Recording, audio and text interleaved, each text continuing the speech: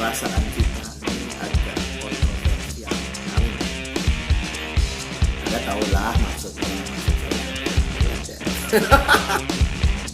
Kita diingatkan perjuangan seorang. Assalamualaikum warahmatullahi wabarakatuh. Saya ingin mengulas banyak quote-quote yang muncul di banyak media sosial dan cukup ya sekedar sharing dan wawasannya untuk mengartikan sesuai dengan apa yang ada di pikiran saya. Saya komen. Anggap aja saya sekedar komen.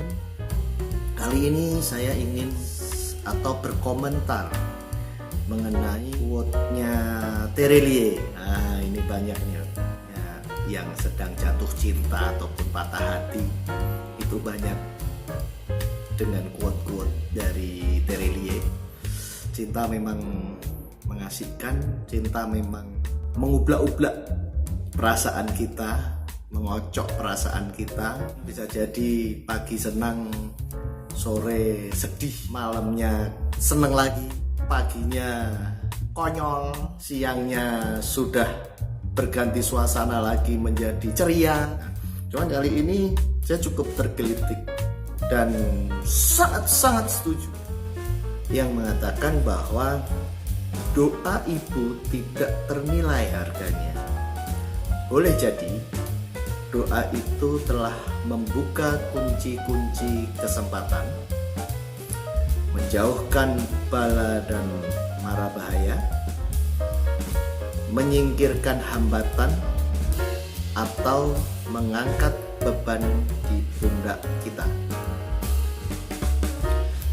Doa seorang ibu tidak ternilai harganya. Sangat setuju. Ridho ibu, ridho orang tua itu menjadi ridho Allah Subhanahu wa ta'ala kepada kita. Yang saya melihat ketika banyak orang hanya bicara haji, ibadah haji itu adalah ziarah atau memperingati kejadian-kejadian Nabi Ibrahim dengan Ismail dan Siti Hajar. Sejarah dari mana kita berasal itu diingatkan oleh Tuhan melalui haji.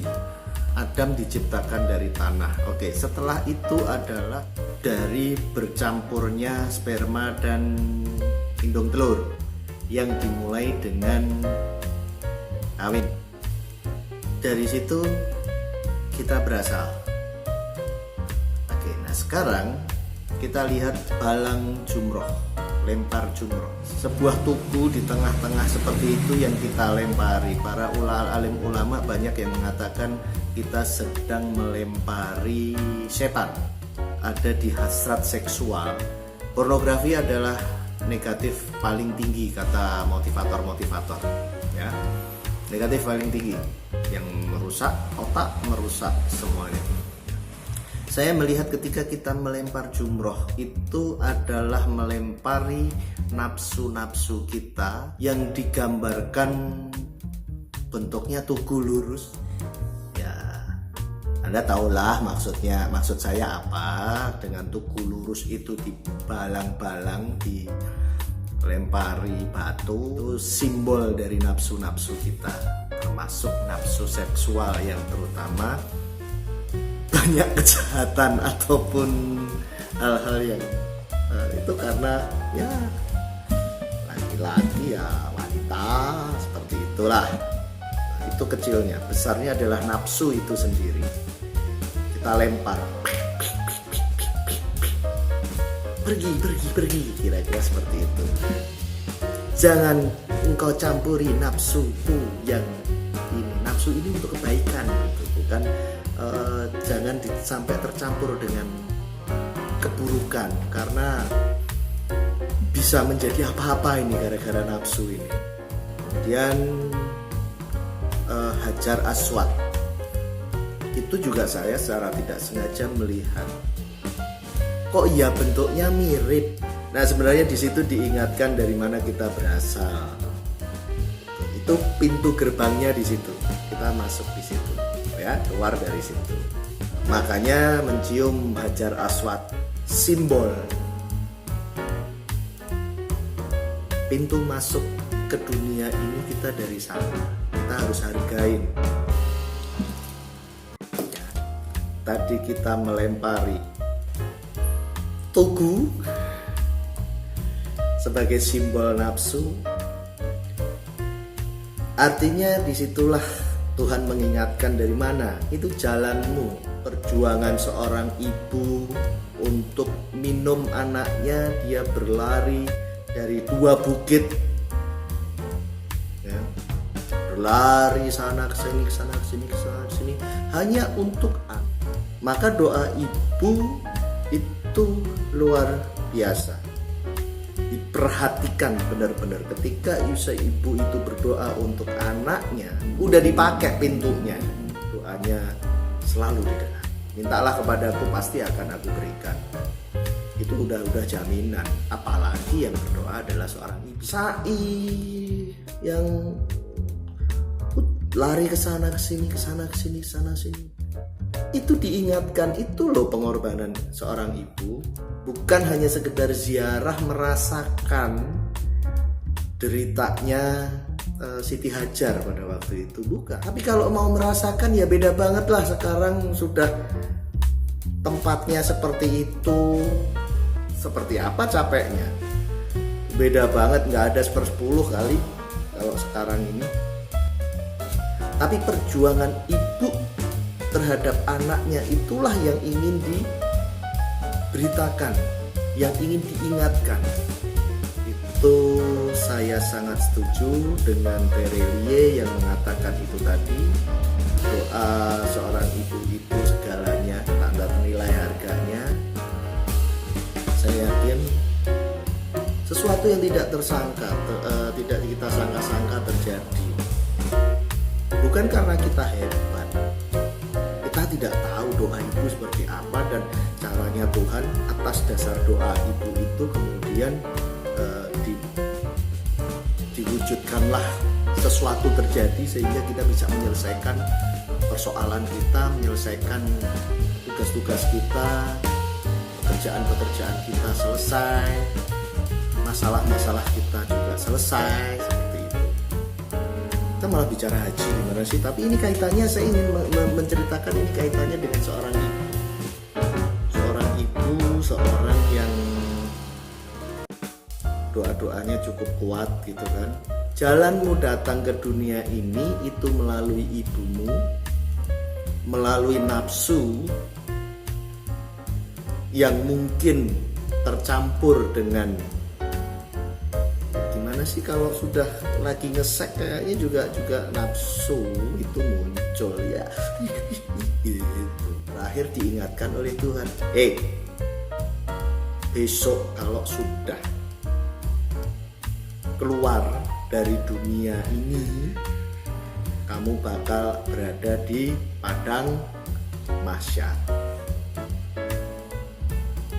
Nah, diingatkan dengan bermalam di padang Arafah. Namanya juga saya cuma komen dengan quote-nya Terelie dan saya setuju. Mempertegas kenapa doa seorang ibu itu demikian diperhatikan.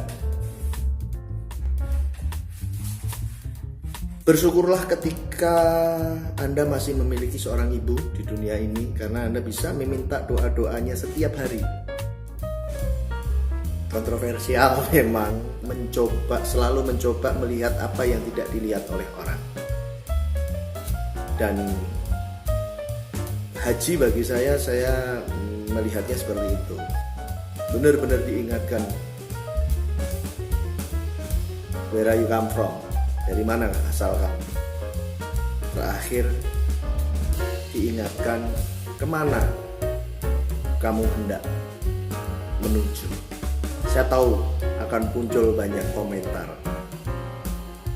baik Anda tuliskan ataupun Anda komen seketika tanpa Anda tuliskan. Om Tere, top.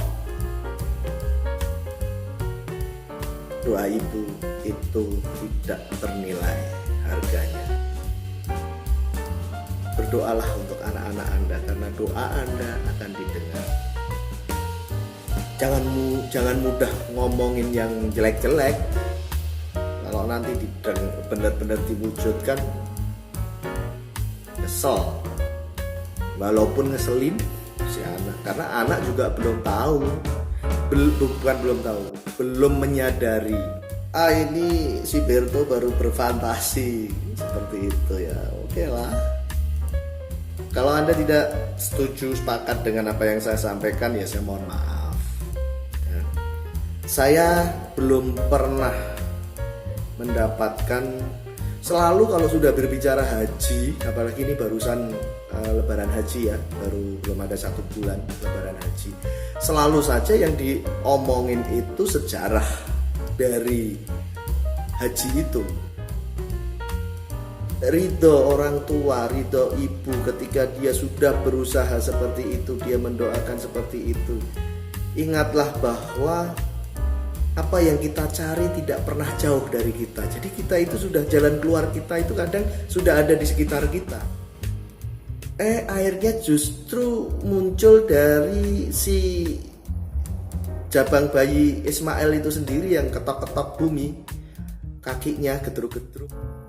Jadi kita juga diingatkan dari cerita itu bahwa jalan keluar dari masalah-masalah kita itu terkadang justru berada di seputar kita. Jadi teruslah berbuat baik kepada siapapun di sekitar kita. Teruslah berbuat baik, itu aja, dan inspirasikan untuk berbuat baik kepada banyak orang. Bahkan belum tentu niat baik kita lakukan itu diterima baik oleh orang lain. Tapi ini mengingatkan kepada diri saya sendiri. Ya, memang channel ini untuk mengingatkan diri saya sendiri. Saya sedang mengingatkan kepada diri saya sendiri untuk teringat bahwa saya, pintu keluar saya, pintu masuk saya di bumi ini, di dunia ini, itu melalui Guo Garbo, seorang wanita yang saya panggil seorang ibu. Oke, terima kasih. Ini komentar saya tentang quote yang menggelitik dan saya sangat setuju begitu. Terima kasih. Wassalamualaikum warahmatullahi wabarakatuh.